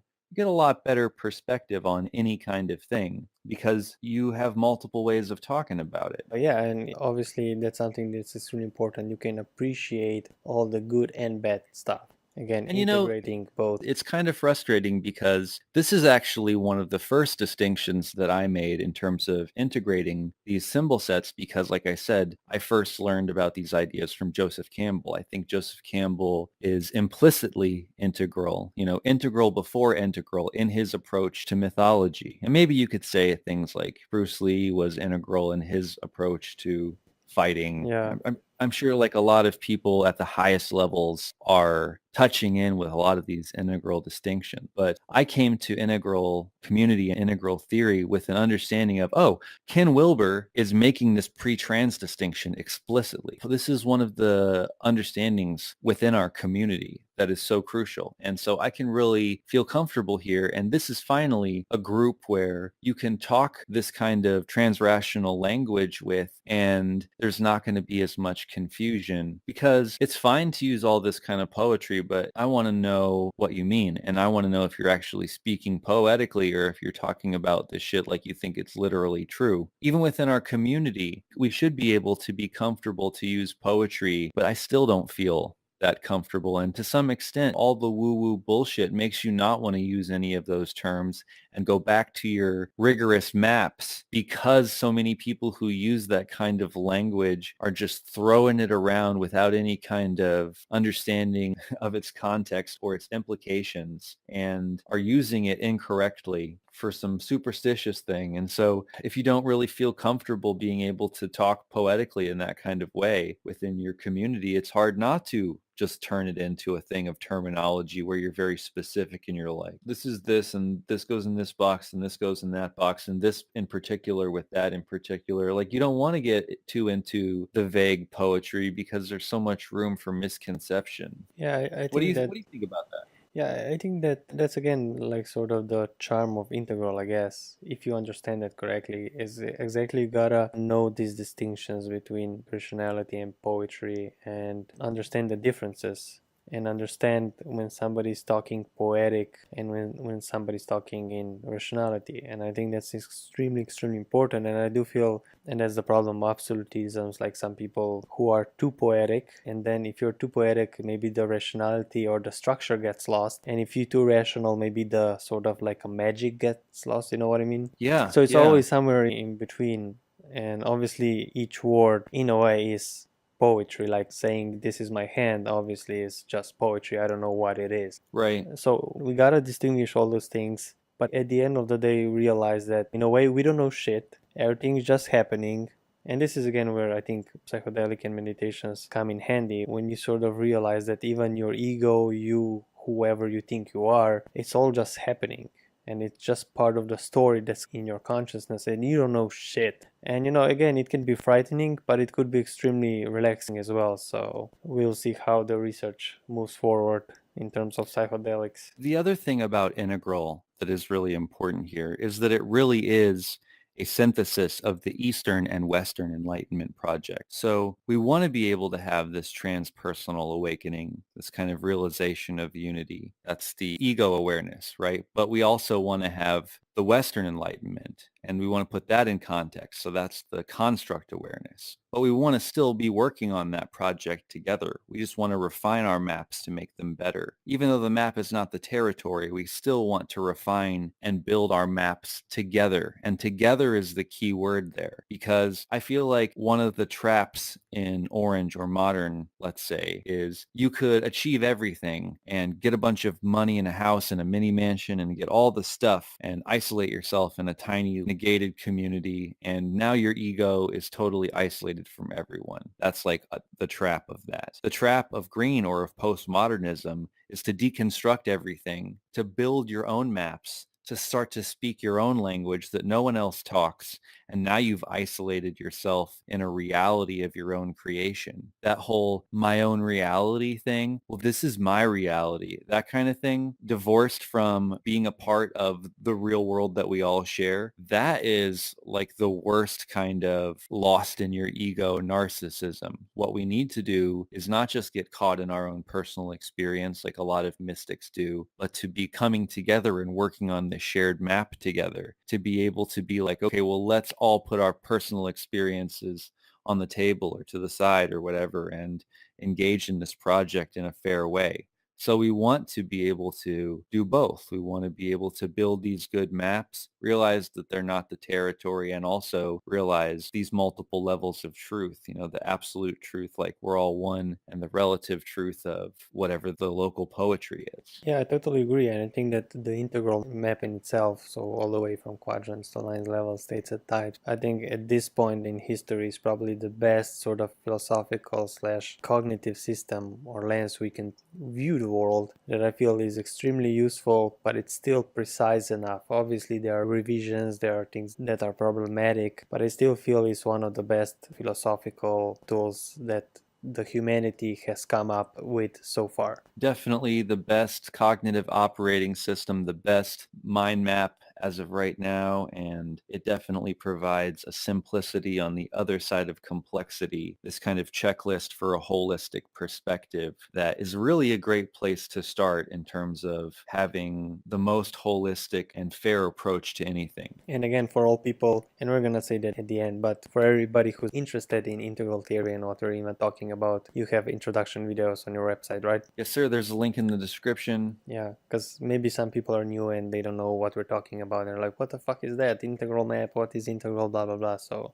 go ahead and check that out. So let's continue on the next question. And this is something, I think that's also an interesting question.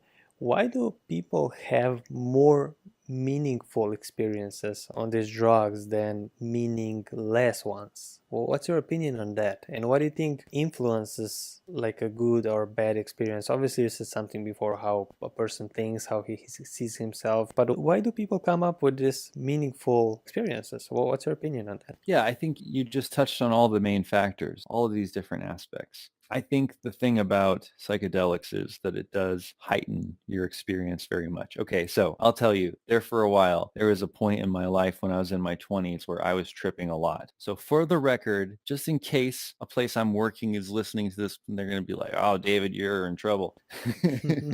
I haven't tripped in probably over a year, maybe close to 2. I'll still do it like once a year if the time is right and the stars align and whatnot. It's a good reminder. It's good to touch back in with that. But there was a while I was doing it a lot and I was getting a lot out of it. I really did feel like there was a point in my life where I was learning all this shit. I felt like Neo in the Matrix, like, whoa, I just learned Kung Fu. I felt like I was like getting massive upgrades very quick. I think it's also because I was Christian for so long. I had a lot of the cognitive tools to make progress. It was just when I was emotionally in a secure place in my life and I was ready, then I just started doing the work really fast and made a lot of progress really quick, moving through stages at once, because it's not as hard and fast as just this stage, then this stage, then, because you have some lines that run higher and whatnot. So anyways, I was making some major progress. I can ask you, let's say you were never exposed to these things and you never took psychedelic drugs. Do you think we would have the same David that we have today? And maybe you just did meditation, not psychedelics at all. Let's say you never tried psychedelics or even weed. So we throw all those things out of it. No way. Where do you think David would be if those things were not here? Obviously, it's almost impossible to answer, but what's your opinion on it? How do you feel those things helped you become who you are now? For me, these things were very important for my growth. Weed, when I first started smoking weed is psychedelic too, especially when you're not used to that kind of stuff. So when I first started smoking weed, I would get high with my buddy I was Christian at the time, and he was kind of bisexual, homosexual, and he was agnostic, very open-minded, but also very skeptical. And I really appreciate that. Because even though I was a Christian, I had a bunch of what I thought were good reasons. There's a lot of Christian propaganda out there that implies that there's good evidence. And I was uninformed, and it was actually through talking to people, and trying to convert them and have these kind of real conversations about what we actually thought was true that I wound up learning a lot about my tradition. I did have lots of these kinds of conversations with this guy, and he listened to me and was very skeptical and respectful, and I engaged with him further, and we had great talks. We were great friends. And smoking weed makes you think in expansive and deep ways, combined with actively doing philosophy. Great combination. Also great with doing art. Calming down, chilling out, and like, what do you think about the nature of being, man? What the fuck is consciousness? What do you think about that? Like, that's the, a lot of people make fun of stoners for their kinds of conversations, but if you're serious about the shit and you're rigorous, you can make some good progress on that. And I like them together. And also, if you're stressed, it's good to put you in a good mood. It can be good to like give you an appetite. There's a lot of medicinal pros that go along with marijuana, but I definitely credit it to some of my first psychedelic experiences and a way of helping me to loosen up and open my mind and be in a good receptive state for my own growth. Psychedelics, very helpful in my own growth. Not only did they help me to deconstruct and reconstruct my view of reality, and I had some pretty amazing times. One time I went to the Salvador Dali Museum on 8 hits of acid. That was fucking amazing. We could talk about that later. That'd be cool. Salvador Dali is an interesting guy. Yeah, I think it's been very helpful to me. And I also feel like it's helped me to apply a lot of the meditative skills that I've learned in extreme circumstances. Like if you want to test your ability to be able to keep your shit together, psychedelics are a good way to really put you to the test. And I really liked this idea of like, I could take a bunch of acid and then go to the beach. It's good practice, meditation practice. I know it sounds irresponsible. I don't advocate for this. I'm just telling you the truth. Okay. So I'd be driving down the road and I would just be breathing and focusing. Of course, shit's going crazy, but at the same time, I was letting my body do what it knows how to do, staying focused, staying calm. That's good practice of keeping your shit together. Also, being in public. These are the things that people tell you not to do. I did all those things because I wanted to test myself. I wanted to see if I could really be the master of two worlds, I guess. You know what I mean? Yeah. Like if I really have my shit together or not. If I don't have my shit together, I'm going to lose my shit. That might teach me something. I remember one day, actually, it was a day I went to work. I even have gone to work on acid. It was like earlier in the day, I was driving around the town I lived in at the time in Florida and seeing like endless strip malls and all this bullshit around my town and people with their like patriotic stuff. It almost seemed like a fucking circus. And I just remember feeling the heaviness and the weight of the world. And that could be what some people might consider to be a bad trip. Like I had a bad time to some extent. I was having all this heavy shit rain down on me, all the stuff that we repress every day to be able to go to work. I wasn't able to really repress it. And I remember I got to work and I started crying and being like, this is so fucked up. And then I got my shit somewhat together and went about my business at work. I've also had a situation where I used to get vials of acid. So that's like, about 100 liquid hits or something like that. And I would just drop a bunch on my tongue. You don't really know how much you get. So I'd do sometimes I'd do 8 or 10. And probably, the regular person only needs one. But anyways, so I remember one time I took quite a bit and I was watching some Monty Python Flying Circus. On this one occasion, I started getting very confused about what was real and being like, am I being operated on right now? It was something related to the sketch. It was like some kind of weird psychedelic surgery type of thing. Have you ever been put out when someone was doing dental surgery on you or something? The TV was really warpy and everything. It was like really weird. And I called my friend Kevin. He's my safety. Whenever you start to lose touch with reality, you have to have somebody to call who is your safety net. I would trip a lot alone by myself, which is also what you're not supposed to do. So I remember I called him and I was like, oh my God, man, I'm losing my shit over here a little bit. I started telling him what was going on. He was like, oh, really? Is that really what's happening? And I'm like, dude, please don't fuck with me right now. He's like, I'm coming over there. And I'm like, okay, thank you. He came over and I explained to him how my mind went wrong. Yeah. And walking back through it again with him to be there as sober perspective, I was like, okay, yes, I see how I confused myself here. It was very helpful. But in that moment, I totally realized, I'm like, and that's how people go crazy. Just like that. You get confused. You start wondering what's real. You start being confused if people around you are gaslighting you or not. You know what I mean? And reality is fucking weird like that anyways, where it's like everybody's just playing along anyways. It almost feels like everyone's just sleepwalking robots. Yeah. Sometimes I get that feeling a lot, even when I'm not Yeah. the And people like are you're just saying, sleepwalking, doing their little thing, and that's it. going back to a thread that we might have dropped earlier, you were asking about different selves throughout the day. And being able to raise your consciousness further and further, almost like Kundalini or like chakras or something like that. We wake up groggy and we're like, oh, I don't want to, I don't want to do any of this. I don't want to go to work. I want to lay longer and just be in bed. We're like, no, get up, you lazy bastard.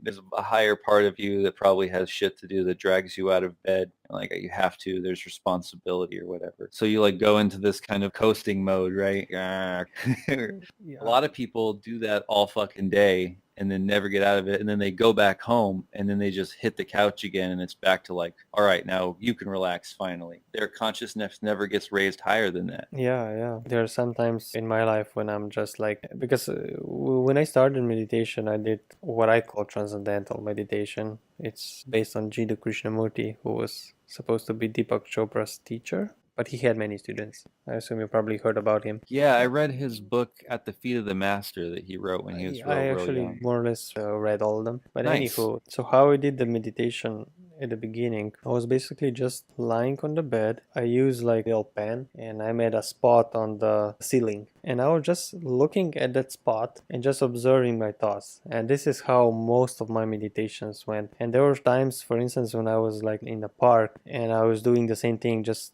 staring at the cloud, and I was just staring like for 4 hours. And when you stare at the clouds for 4 hours, it's blissful in a way because you're not there. It's just staring just happens. You know what I mean? It's weird. It just, there's no you. It just is. And it's interesting. And you could see why on psychedelics, where the self-contracting kind of critical part of the brain is more turned off, how you could pretty much go there immediately, where it's just like all you have to do is focus on it and you're there. You know what I mean? Well, one good thing about psychedelics, and that's something Sam mentioned really well, right? You can go like to Himalayas and meditate there for 14 days and nothing is gonna be guaranteed to happen. But if you take psychedelic, it's 100% some shit is going down, you know what I mean? And I think that's, again, I haven't tried them, but I think that it can be extremely helpful, especially for those people who maybe haven't even meditated and never felt into any of those kind of states. It can be a great shortcut, and I'm definitely now thinking that I might try something like that as well. So just to see how it is, what's the difference between my meditation sort of states and psychedelic ones, and I can compare them and so on. Sounds like another amazing episode of Integral Review. Pollan said that FDA can actually be approved psychedelic treatment for all sorts of things like depression, cancer, death and anxiety and so on, maybe even in 5 years. I think if these floodgates get open and when we have more research and maybe even bring people more together, because if we can give people these spiritual states of oneness, we can actually just drag the whole world into oneness, and maybe we can maybe I'm overreacting, but you get my idea. I feel like there's an incredible potential in those things. I'm not sure. What's your opinion? I don't see a lot of people are like, oh yeah, man, what we need to do is go to the church and put this in the communion and everybody will be freaking out. They'll be seeing Jesus. Yeah, everyone has to start at stage 1 of cognitive development, and I think that it will probably always be the rare individual that makes it into post-conventional stages of development who's really interested in deconstructing reality. And I do think that we could figure out a way to use psychedelics in a really skillful way where we were able to make it available to lots of different people at different stages of development for different reasons and different purposes. And we should definitely do a lot more research on it. But there's this religious idea or a common postmodern idea, which is not one I'm saying that you necessarily hold, but a person could interpret it this way, where it's like there's going to be this singularity or like a grand awakening or something. Yeah. And that's not what we know from spiral dynamics, is that everybody has to start at stage 1. And I do really think that most people are going to top out around the convention, no matter what convention means in terms of history. Because I think the convention changes and grows and matures for sure. But most people are going to do what most people do. It's really rare people who put in the work. I mean, I would like to be wrong about that. I'd like to think that, I hope my scenario is going to be true, not yours. in an integral society or something like that a lot of mature adults could be getting up into these integral, postmodern, post-conventional stages. But I will tell you that I've had experiences with other people where I was tripping with them and I was able to keep my shit together and they weren't. I've seen people lose their shit. I've seen people who lose their shit go to jail even for the night, but get in trouble. They're fucking serious about psychedelics. That shit's like a felony. Like, it's dangerous, I feel, to even be talking about this shit. But whatever, we're honest. Fuck it. Let's be real, right? You got to be really careful. Be prepared. I would say that unless you've tripped a whole bunch and you feel super comfortable with it, don't do any of the dumb shit that I said I was doing.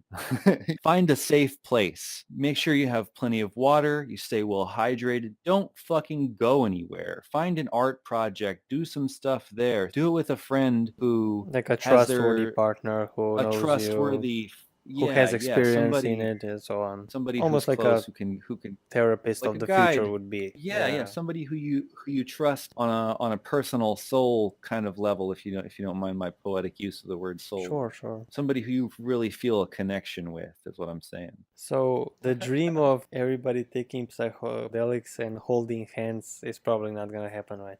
Definitely not.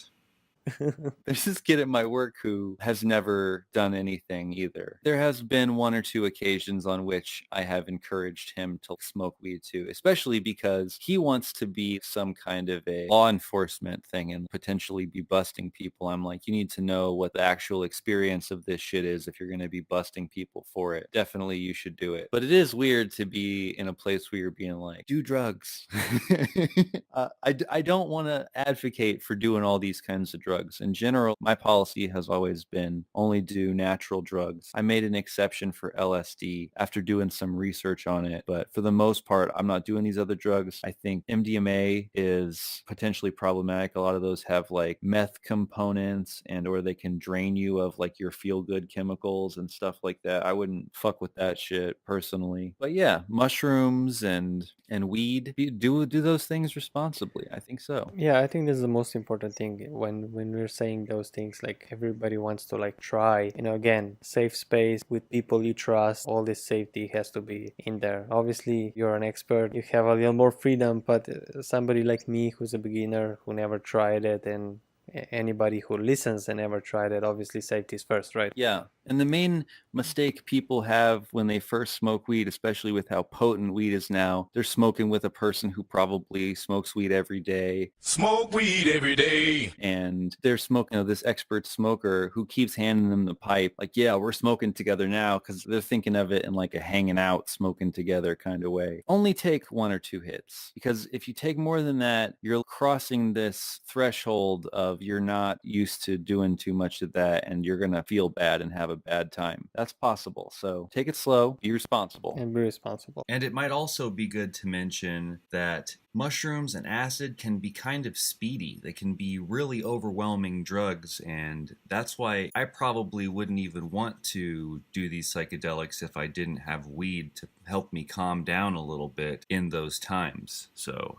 I think weed can be a really good tool to go along with psychedelics, if not a crucial one. Okay, I think these are basically all the points I wanted to cover. I hope we brought something extra to the table besides what Pollan and Harris. Do you have anything you want to add? Well, neither one of us have actually read this book, but I give the idea for this book 5 stars. Pollan and Harris were like, and especially Pollan in his new book, was like an inspiration, if you will, for the topic. Yeah, so it's not like a book review, it's just a general review of the topic, and Pollan was an inspiration. Again, everybody who listened, this is always a start of a conversation, so we welcome you to comment down below, ask us stuff, like, share, subscribe, and don't forget to look at David's tutorial videos on integral theory. Do you have anything you want to add? Go listen to that Sam Harris, Michael Pollan episode. We'll put a link to that. Yeah, all the links will be in the description, well. Yeah, so check those, yeah. And if you get a chance, check out his book. Aljoša, it was great hanging out with you and getting to talk to you about psychedelics tonight. Yeah, I feel like this one was easier than Jordan. Jordan was a lot of preparation. This one was like more like a breeze for me. Breeze for you because you didn't have to think about what you wanted to share and what you didn't want to share. And I had a lot less to share. So for me, this podcast was more like I'm just gonna let David do the steering wheel while he's on psychedelics. No, it was great talking about this stuff. Again, I'm more like a noob, so I was like letting you steer the wheel and do your thing, since you have more experience on it, a lot more. Yeah, and I feel like we could dig a lot deeper into different traditions and their ideas around psychedelics and mysticism. That could be some pretty interesting stuff. But I'm really glad that we were able to talk about how this relates to different stages of development and kind of distinction between states and stages and the Wilbur-Combs matrix, how you can translate different experiences from different stages. There's a lot of good stuff it brings up. I feel like my plan was sort of to just like uplift the original podcast with Sam Harris and Pollan and put integral spin on it and maybe go into a little deeper distinctions. Obviously that was something you did and I think you did a good job, and I was just sort of tearing a bit. Okay, so thank you everybody for listening, and until next episode, peace. Peace. Okay, and for those who have stuck around this long, just as a bonus, I'm gonna share with you a song off my new album, which is coming out in September. Make sure you check out my Bandcamp, link in the description. This song is called Entheogenic Lush. I hope you enjoy it.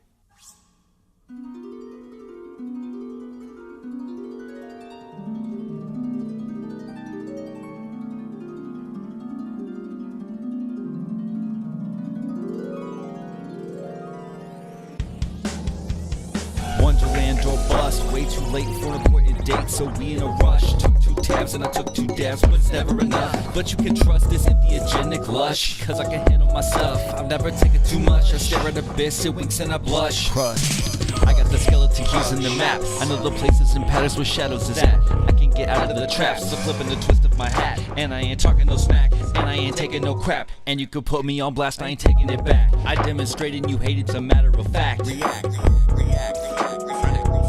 Frantic oblivion. Just another freak. Just another freak. Frantic oblivion. Safety. Obscurity. Just another freak in the freak kingdom. We'd gone in search of the American dream. It had been a lame fuck around. A waste of time. What was I doing? What was the meaning of this trip? Was I just roaming around in a drug frenzy of some kind? Learning that knowledge of self, pushing the boundaries until they are felt. Going beyond and I'm bringing back wealth. Master of meaning, I'm planning the ceilings of self. Testing the limits is good for your health. If you were ready to heal, you're ready to feel, it can totally help. Take off your mask and then glimpse your true self. Heaven and hell, a proud ego fell. When we are one, we prevail. The Ouroboros to swallow this tail. Time it goes by like a snail. Trail, well, I'ma be doing my best and I'ma be learning my lessons. So fresh and so clean.